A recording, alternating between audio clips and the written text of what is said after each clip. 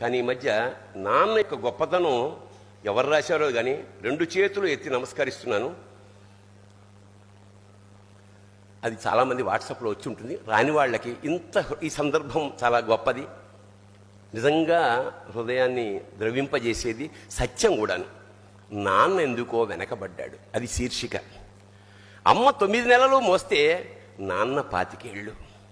2 సమానమే అయినా నాన్న ఎందుకో వెనకబడ్డాడు. ఇంట్లో జీతం తీసుకోకుండా అమ్మ, తన జీతం అంతా ఇంటికే ఖర్చు పెడుతూ నాన్న, ఇద్దరి శ్రమ సమానమే అయినా అమ్మ కంటే నాన్న ఎందుకో వెనకబడ్డాడు. ఏది కావాలి అంటే అది వడ్డీ పెడుతూ అమ్మ, ఏది కావాలంటే అది కొని పెడుతూ నాన్న, ఇద్దరి ప్రేమ సమానమే అయినా అమ్మకొచ్చిన పేరు ముందు నాన్న ఎందుకో బాగా వెనకబడ్డాడు. ఫోన్లోనూ అమ్మ పేరే, దెబ్బ తగిలినప్పుడు అమ్మ అని పిలవడే, అవసరం వచ్చినప్పుడు తప్ప మిగతా అప్పుడు గుర్తు రానందుకు నాన్న ఎప్పుడైనా బాధపడ్డా ఏమో. ఇద్దరూ సమానమే అయినా పిల్లల ప్రేమను పొందడంలో తరతరాలుగా నాన్న ఎందుకో వెనకబడ్డాడు. అమ్మకి మాకు బీరువా నిండా రంగురంగుల చీరలు బట్టలు, నాన్న బట్టలకు దండెం కూడా నిండదు. తనని తాను పట్టించుకోవడం రాని నాన్న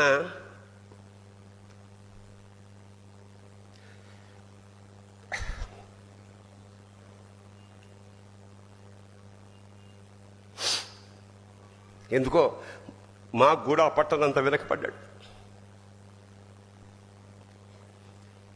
అమ్మకి అన్నో కొన్నో బంగారు నగలు, నాన్నకి బంగారం అంచున్న పట్టు పంచి ఒకటే.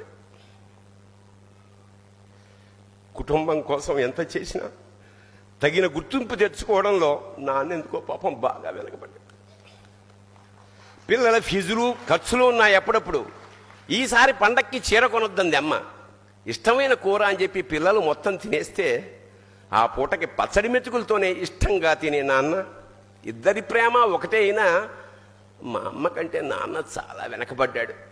వయసు మళ్ళాక అమ్మ అయితే ఇంట్లోకి పనికొస్తుంది, నాన్న ఎందుకు పనికిరాడని మేము తీర్మానం చేసుకున్నప్పుడు కూడా వెనకబడింది నాన్నే.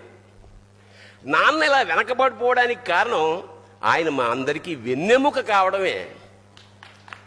వెన్నెముక వెనక ఉండబట్టే కదా దన్నుగా నిలబడగలుగుతున్నాం. ఇదేనేమో నాన్న వెనకబడిపోవడానికి కారణం.